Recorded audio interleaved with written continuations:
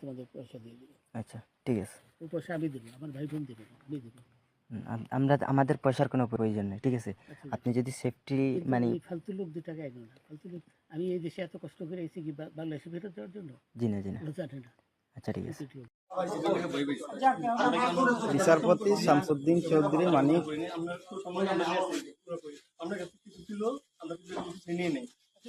আচ্ছা ঠিক আছে, ওকে।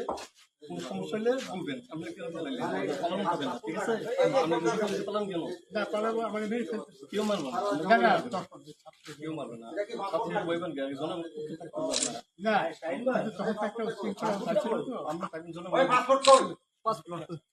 পাসপোর্ট ওই ব্যাগের ভিতরে দেখেন তো আছে কিনা, পাসপোর্ট ওইটা নিয়ে আমি ই করতেছি নাকি? পাসপোর্ট তো হারিয়ে গেছে বলছে। তোমরা কাপড় লাগাও না, তোমাদের পয়সা দিয়ে দেবো। আচ্ছা ঠিক আছে। ওই পয়সা আমি দেবো, আমার ভাই বোন দেবে না, আমি দেবো।